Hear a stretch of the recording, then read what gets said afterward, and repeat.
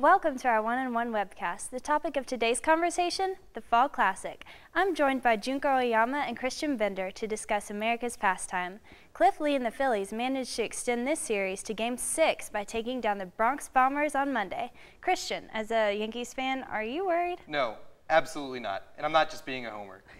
The Phillies won Game 5 on Cliff Lee's shoulders. And they also won Game 1 on Cliff Lee's shoulders. Games 2 through 4, the Yankees won. No Cliff Lee. He's not pitching Game 6. I don't see how the Phillies can pull this one out.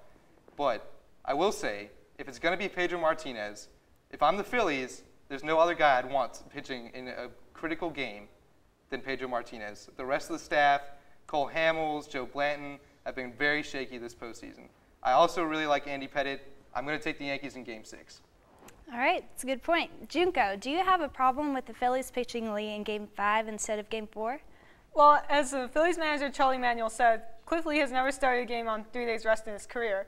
That being said, it shouldn't have held him back from starting Lee in Game 4 instead of 5, because now if the series does go to 7 games, Manuel can't use him for that game.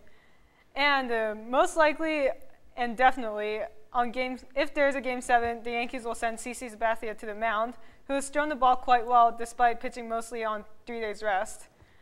And the Phillies will be forced to counter with either a very shaky Cole Hamels or their number 4 starter Joe Blanton, which doesn't look pretty good for them. Yeah, you're absolutely right. Cliff Lee was the key for the Phillies winning. And if I'm the Phillies, I'm starting Cliff Lee in Game 4 against Kacey Stark. That was a critical game.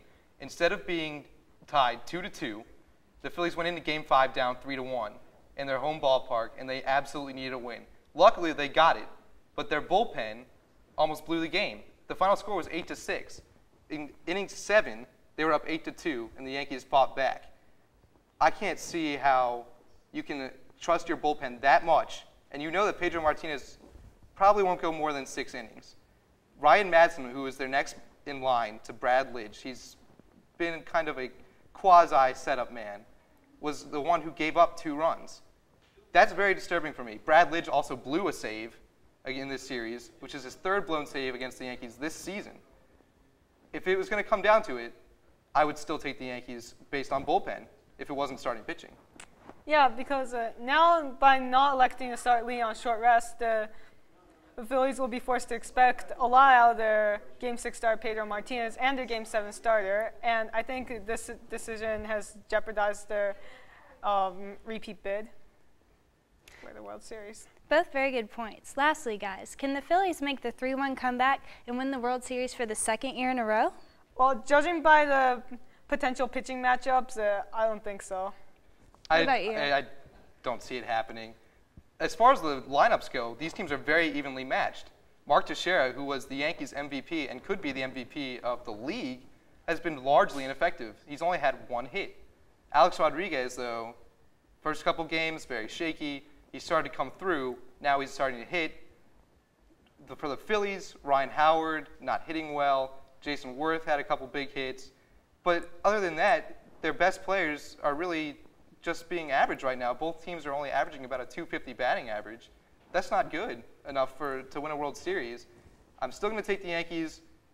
The one name, Mariano Rivera. Best closer of all time, in my opinion. I think he's going to be the one who closes it out, and the Yankees will be celebrating their 27th World Championship. Yeah. And one player that stands out the most in this World Series is Chase Utley. And he just tied Reggie Jackson's record for most home runs in the World Series. And even if the Phillies do lose this World Series, he could very well make a case for World Series MVP. Because this has been done before in 1960 when they gave out the award to Bobby Richardson of the Yankees, despite losing the series to Pittsburgh Pirates.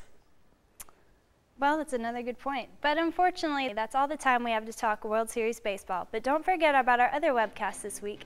In one, Adam Lawson talks NFL quarterbacks, and in another webcast, Alex Rosenbaum and Rich Ryan and Mike Gayton chat on the BCS. Thanks for watching. Whose side are you on?